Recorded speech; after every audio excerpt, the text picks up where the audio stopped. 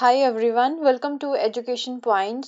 हम यहाँ पे जो है क्लास 11 की जो एनसीईआरटी है हिस्ट्री की उसे कवर कर रहे हैं एंड उसके 7 चैप्टर्स हम जो है ऑलरेडी कंप्लीट कर चुके हैं and in our previous video we had started the chapter number 8 जिसमें हम यहाँ पे बात कर रहे थे about the people of South America and उनको जो है किस तरह से यहाँ पे कॉलोनाइज किया जाता है या फिर जो है उनकी जब सर्च यहाँ पे स्टार्ट होती है बाय द यूरोपियंस। तो जब यूरोपियंस वहाँ पे पहुँचते हैं तो दो कल्चर्स के बीच में यहाँ पे जो कन्फ्रंटेशन है वो किस तरह से होता है उसके बारे में हम यहाँ पे कवर कर रहे थे। थोड़ा सा इंट्रोडक्टरी पार्ट हमने जो है पढ़ा था अपने लास्ट वीडियो में एंड उसी चैप्टर को ही जो है आज हम यहाँ पे आगे कंटिन्यू करेंगे and today we will discuss about the communities of the Caribbean and the Brazil. Right, तो दो कम्युनिटीज के बारे में हम यहाँ पे डिस्कस करेंगे, उनका रहन सहन किस तरह का था, उनका कल्चर किस तरह का था, कैरिबियन एंड ब्राजील के बारे में।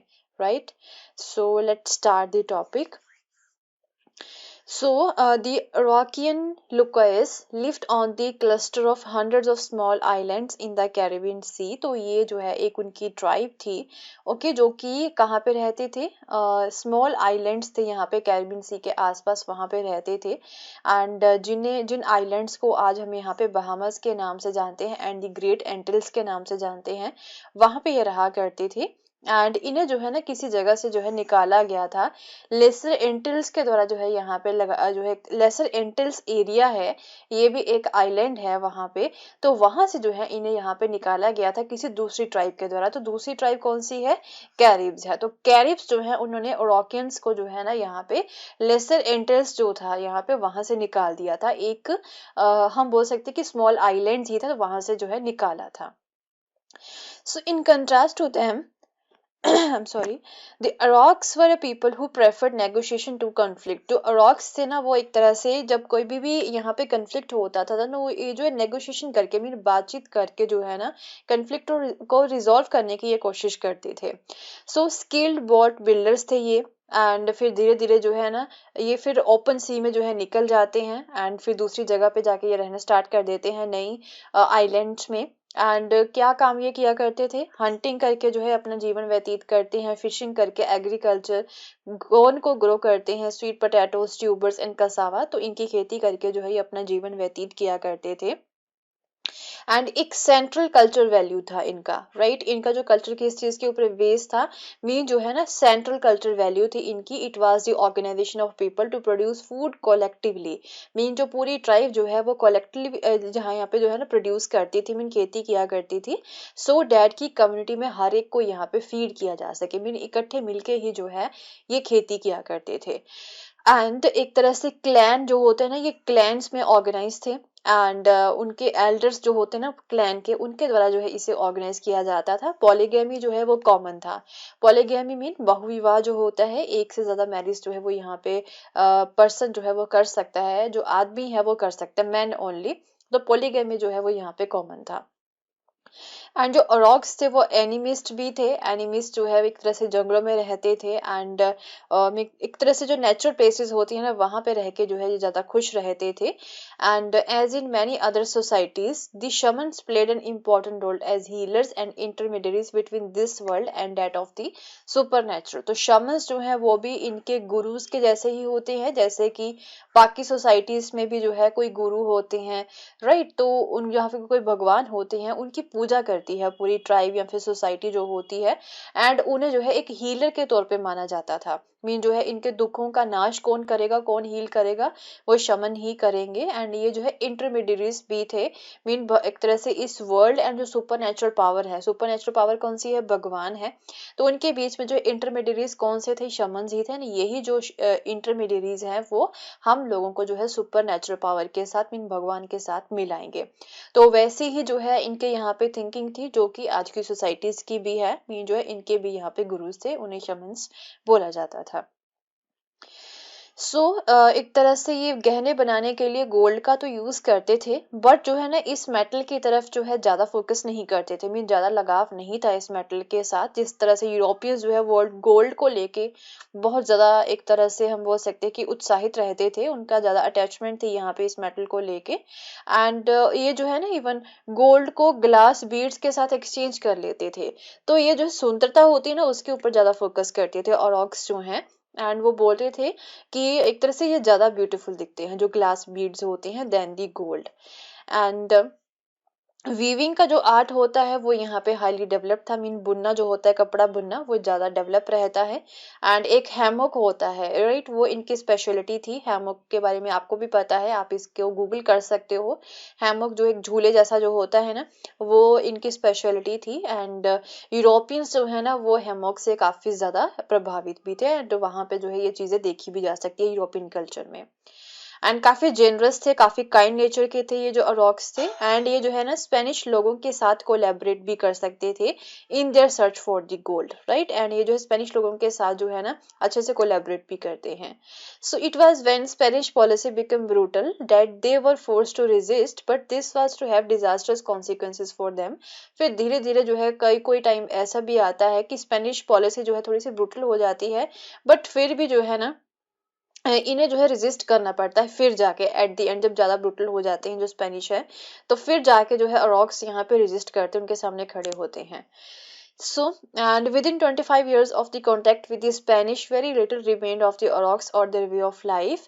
एंड एक तरह से इनके जब स्पेनिश के साथ कांटेक्ट होते फिर धीरे धीरे इनकी भी जो लाइफ थी वो थोड़ी सी चेंज होनी स्टार्ट हो जाती है। And people called the Tupinamba lived on the east coast of South America and villages in the forest, and they could not clear the dense forest for cultivation as they had no access to the iron। तो यहाँ पे जो है ना कुछ ऐसे भी थे यहाँ पे जिन लोगों को तूपीनाबा बोला जाता था, जो कि साउथ अमेरिका के ईस्ट कोस्ट में रहा करते थे, right. And in the villages in the forest, right, forest में या फिर विलेजेस में लोग रहा करते थे। एंड ये जो है ना फॉरेस्ट को कल्टीवेशन के लिए जो है क्लियर नहीं कर सकते थे, क्योंकि इनके पास आयरन नहीं था उस समय में, ये मेटल नहीं था। तो अगर आयरन होगा, अच्छे इनके पास हथियार होंगे, तभी जाके तो जो है ना ये एक तरह से क्लियर कर सकते हैं फॉरेस्ट को, बट ये इनके पास उस समय में आयरन नहीं था। The Europeans who met them invade their happy freedom with no king, army और church to regulate their lives. तो यूरोपियंस जो है जब इन लोगों से मिलते हैं तो वो काफी खुश होते हैं इन्हें देख के कि ये जो लोग हैं ना जो कि जंगलों में रह रहे हैं, ये जो तूपी नाबा नाम के कैटेगरी के लोग हैं, ट्राइब के लोग हैं, तो ये जो है काफी एक तरह से फ्रीडम में रहते हैं। कोई राजा नहीं है, कोई आर्मी नहीं है, कोई चर्च नहीं है जो इनकी लाइफ को रेगुलेट करेगा, right. So the state systems of the central and the south America. अब जो है सेंट्रल एंड साउथ अमेरिका का जो स्टेट सिस्टम है ना उसके बारे में थोड़ा सा देख लेंगे हम। And in contrast to the Caribbean and the Brazil, there was some highly organised states in the central America. तो कैरिबियन एंड ब्राजील जो एरियाज है ना उन्हें छोड़ के सेंट्रल अमेरिका में यहाँ पे कुछ जो है ऑर्गेनाइज्ड स्टेट्स भी थी, जो कि काफी हाईली ऑर्गेनाइज्ड स्टेट्स जिन्हें हम यहाँ पे बोल सकते हैं। एंड काफी जो है अच्छा सरप्लस होता था कॉर्न का, which provided the basis for the urbanized civilizations, right। तो urbanized civilizations जो है वो यहाँ पे देखने को मिलते हैं। एंड आजटेक्स का, मायास का, इनकास का, तो ये ट्राइब्स भी हैं। तो ये अर्बनाइज सिविल जो है सिविलाइजेशंस थी यहाँ पे, right. So the monumental architecture remains of these cities continue to mesmerize visitors today। तो यहाँ के जो monumental architecture है इन cities में आज भी जो लोग हैं, visitors जो हैं वो काफी ज्यादा attract होते हैं उन्हें देख के। सो आजटेक्स की अगर हम यहाँ पे बात करें, so in the 12th century the Aztecs had migrated from the north into the central valley of Mexico. 12th century में जो आजटेक्स थे ना वो यहाँ पे नॉर्थ एरिया से जो सेंट्रल वैली है ना मैक्सिको की, वहां की तरफ जो है ना एक तरह से ये माइग्रेट किया था इन्होंने। एंड एक तरह से डिफरेंट ट्राइब्स को हरा के ये एक्सपेंड करते अपने एरिया को। एंड फिर वहां के जो लोग थे ना, लोकल लोग जो थे, राइट, उनके सामने जो है ना वो इनके सामने यहाँ पे इन्हें ट्रिब्यूट देते थे, राइट, जिन लोगों को इन्होंने हराया हुआ था। एंड ये जो आजटेक सोसाइटी है वो हिरारिकल थी। एंड हिरारिकल का आपको पता ही होगा कि जब एक पर्सन जो है जिस पोजीशन के ऊपर है तो उसके आने वाली पीढ़ी जो है ना वो भी उस पोजीशन को यहाँ पे संभालेगी, okay. And the nobility included those who were nobles by the birth. तो यहाँ पे नोबल्स किन्हें बनाया जाता था, जो कि बाय बर्थ यहाँ पे जो है नोबल की फैमिली में जिनका जन्म हुआ है वही जो है ना नोबल्स की पोजीशन में यहाँ पे आया करते थे। And the hereditary nobility were a small minority. तो काफी जो है छोटी सी एक तरह से हम बोल सकते हैं माइनॉरिटी में ही थे, काफी छोटी पॉपुलेशन थी इनकी जो हेरिडिटरी थी। एंड इन लोगों ने ही जो है ना यहाँ पे गवर्नमेंट में सीनियर पोजीशंस को जो है ऑक्यूपाई किया हुआ था, आर्मी में भी एंड इवन प्रीस्टहुड में भी। ये जो नॉबल्स थे ना वो अपने आप में से ही जो है ना एक सुप्रीम लीडर को चूज कर लेते थे एंड जो कि उन्हें अंटिल द डेथ यहाँ पे रूल करेगा, मीन अपना राजा इस तरह से ये चुनते थे। एंड जो राजा था यहाँ पे उन्हें जो है ना एक तरह से सूर्य का रिप्रेजेंटेटिव माना जाता था ऑन दी अर्थ, एंड क्योंकि उन्हें मोस्टली वॉर्स करनी होती थी तो ये जो है ना सूर्य का एक तरह से सन का रिप्रेजेंटेटिव जो है इन्हें यहाँ पे मानते थे। वॉरियर्स, प्रीस्ट, नॉबल्स हो गए तो ये सबसे ज्यादा रिस्पेक्टेड ग्रुप्स थे, बट जो ट्रेडर्स थे उन्हें भी काफी ज्यादा प्रिविलेजेस यहाँ पे दी जाती थी and often serve the government as ambassadors and the spice. And ये जो ट्रेडर्स होते हैं ना वो गवर्नमेंट को भी as a ambassadors and spice के तौर पे जो है वो सर्व किया करते थे, मीन मल्टीपल रोल्स जो है ना वो सोसाइटी में यहाँ पे प्ले किया करते थे। फिर टैलेंटेड आर्टिजन्स, फिजिशियंस जो होते हैं, वाइस टीचर्स जो होते हैं वो भी काफी रिस्पेक्टफुल थे। एंड हाउएवर जो लैंड थी यहाँ पे वो काफी लिमिटेड थी एंड जो एजिटेक्स थे ना फिर भी वो रिक्लेमेशन जो होती वो यहाँ पे करते रहते थे, मीन किसी दूसरी लैंड के ऊपर हमला करके जो है उन्हें रिक्लेम वो करते ही रहते थे। फिर इन्होंने जो है ना एक चिनाम्पास नाम का आर्टिफिशियल आइलैंड भी बनाया था लेक मैक्सिको में, एंड वहां पे फिर जो है काफी सारे इन्होंने ह्यूज रीड मैट्स जो होते वो बनाए थे and covering them with the mud and plants, and वहां पे मड एंड प्लांट के साथ जो है उन रीड मैट्स को जो है वो कवर भी किया करते थे। Okay, and between these exceptionally fertile islands, canals were constructed on which in 1325 was built the capital city, the तेनोचिटलिन। तो फिर इन्हीं फर्टाइल आइलैंड्स के ऊपर ही इन्होंने काफी सारी कैनाल्स भी बनाई थी, फिर इन्होंने कैपिटल सिटी जो होती है तेनोचिटलिन वो यहाँ पे बनाई थी। एंड फिर यहाँ पे इन सिटी में जो है ना काफी अच्छे पैलेसेस, पिरामिड्स जो होते हैं ना वो यहाँ पे बनाए थे जो कि विजिटर्स को काफी ज्यादा अट्रैक्ट करते थे। तो मोस्टली जो एज़टेक्स थे वो वॉर में ही इंगेज रहते थे एंड जो मोस्टली इसी की वजह से जो टेम्पल्स थे ना यहाँ पे वो कौन से गॉड के थे, वो वॉर एंड सन के, mean god of war and sun के ही डेडिकेटेड टेम्पल्स यहाँ पे बनाए गए थे। तो जो एम्पायर थी उसका जो बेस था वो रूरल ही था, ज़्यादा अर्बन नहीं था। And people cultivated corn, beans, squash, pumpkins, manioc, root, potatoes and other crops. तो ये खेती किया करते थे। एंड जो लैंड थे ऑब्वियसली आपको बता ही चुकी हूँ, जो आजटेक्स थे वो भी जो है लैंड यहाँ पे इंडिविजुअली ऑन नहीं करते थे, पूरा क्लैन जो है वही इस लैंड को यहाँ पे एक तरह से ऑन किया करता था। एंड फिर पीजेंट्स जो होते हैं जैसे कि यूरोपियन सर्व्स थे, आपने पढ़ा ही है अपने चैप्टर नंबर 7 में। यूरोपियन सर्व्स होते हैं जो अपने मालिक के खेतों में यहाँ पे काम किया करते हैं। तो सिमिलर चीज यहाँ पे भी थी, आपको देखने को मिलती है, राइट, आजटेक्स के बीच में ही। एंड कभी कभी जो पुअर थे वो अपने बच्चों को जो है बेच भी देते थे as a slaves. And but ये जो है ना कुछ ही लिमिटेड पीरियड के लिए होता था, ऐसा नहीं है कि वो पूरी लाइफ ही वहां पे स्लेव रहेगा। एंड जो स्लेव है वो एक तरह से अपनी फ्रीडम को खरीद भी सकता है बाद में जाके। So the Aztecs made sure that जो हर बच्चा है ना वो यहाँ पे स्कूल में जाए।